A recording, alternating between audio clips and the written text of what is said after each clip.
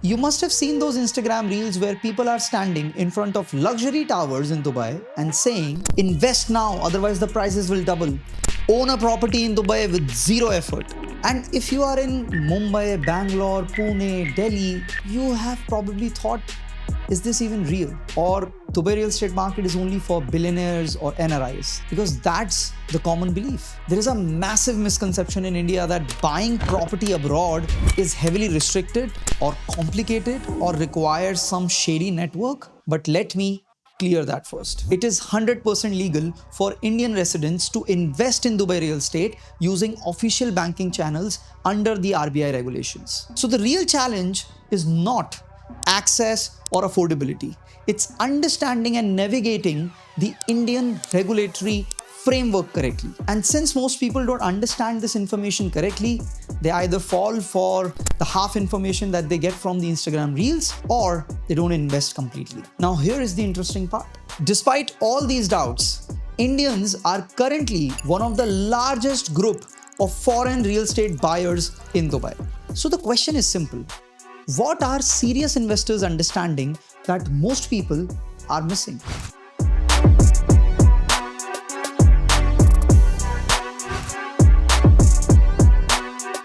So hey everyone, I am Harsh and I run a real estate business in Dubai where on everyday basis, I help people to make right decisions based on data, facts and needs. And today, we are breaking down exactly how an Indian resident legally, safely and profitably invest in Dubai real estate market.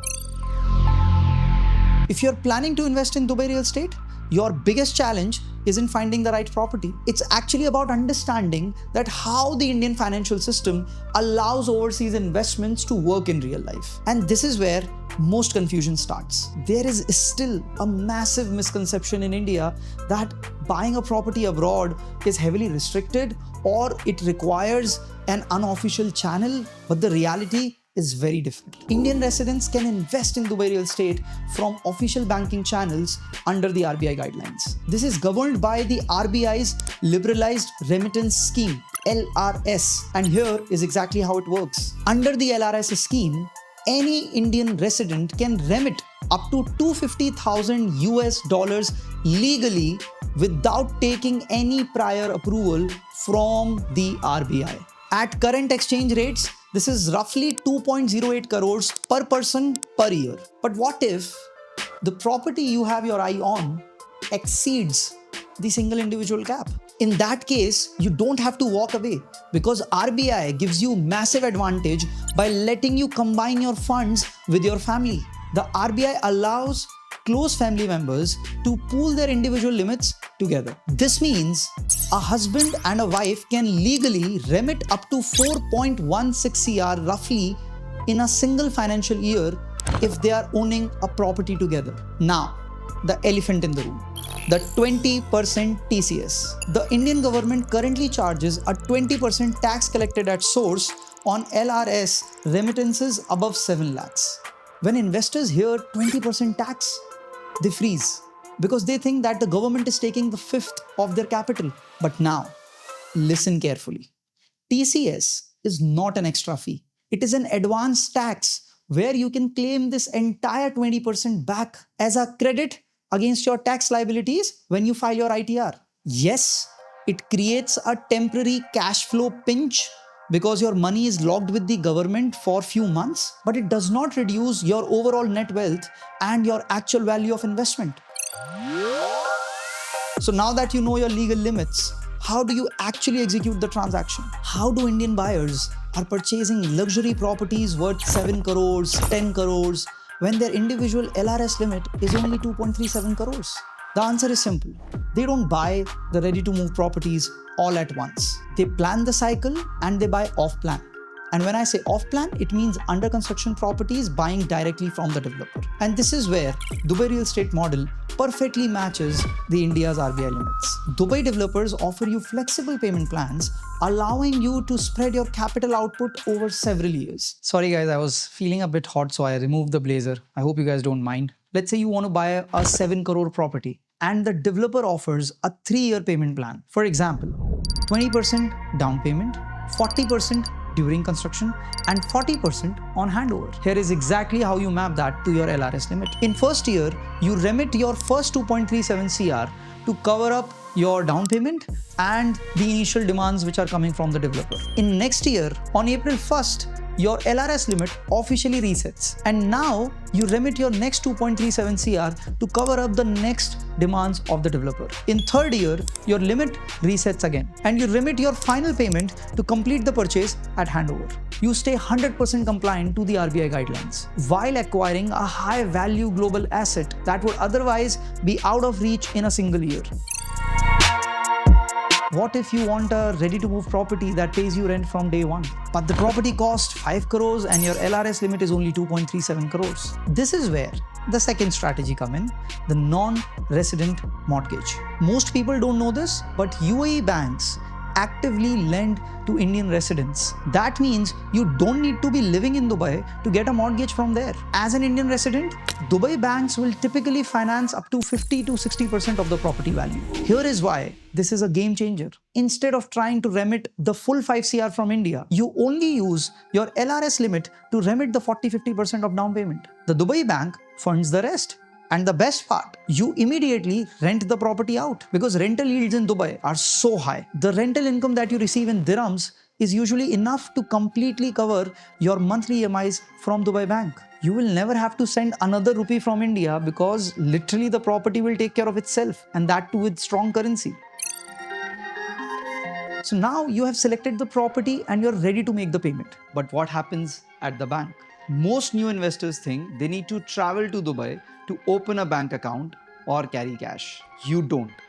You can do the entire transaction sitting in your living room in India. Here are the exact 3 steps you need to follow. Step 1, the booking amount. To block a unit, developers usually take 5 or 10% of the property value as a blocking amount. You can easily pay this using your Indian international credit card or through a standard wire transfer. Just remember, even credit card swipes for international property purchase fall under your $250,000 LRS limit. Step 2, fill out form A2. When it's time to send the big payment, like your down payment, you will use your standard Indian bank account like HDFC, ICICI, SBI, etc. You must fill out an RBI mandated document called the Form A2, as this form is a declaration stating where your money is exactly going. Use the magic code.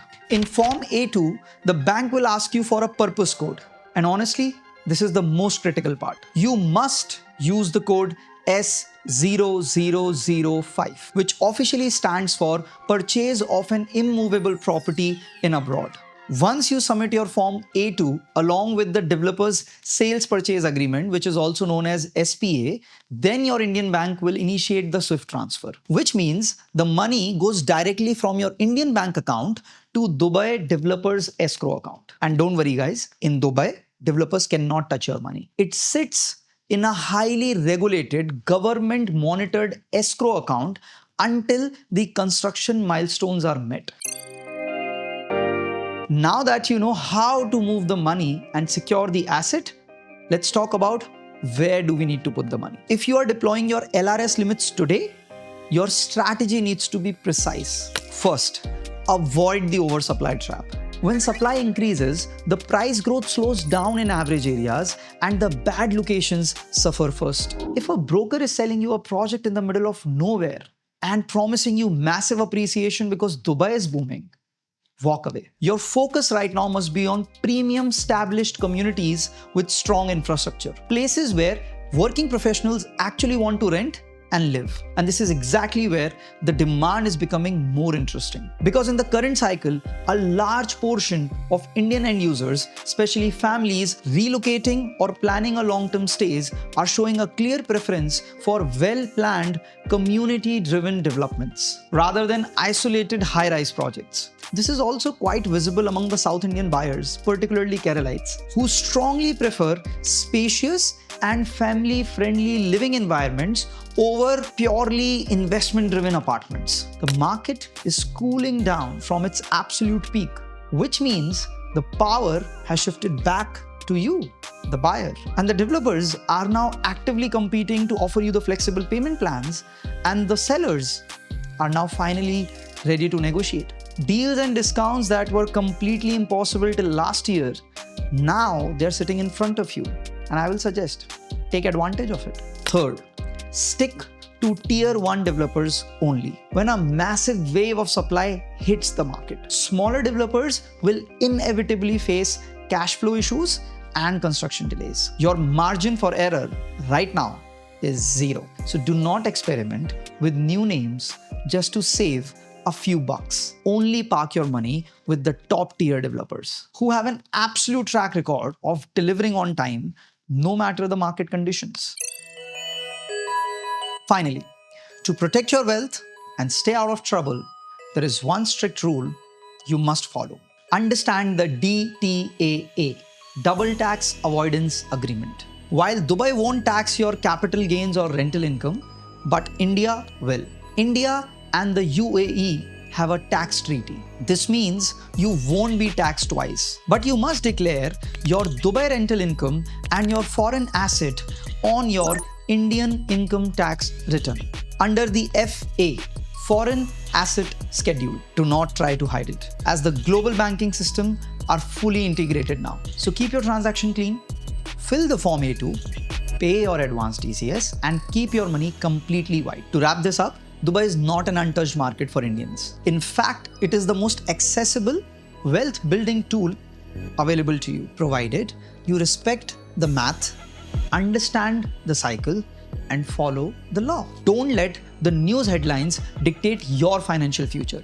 Understand your LRS limits, use off-plan or mortgage strategies, and be ruthless about where you park your money. I hope this breakdown brought you absolute clarity on how you can execute your investments from India. If you found this data-driven approach helpful, hit subscribe and share your thoughts in the comment section. We will be bringing more unfiltered, fact-based real estate breakdowns in the future. Thanks for watching.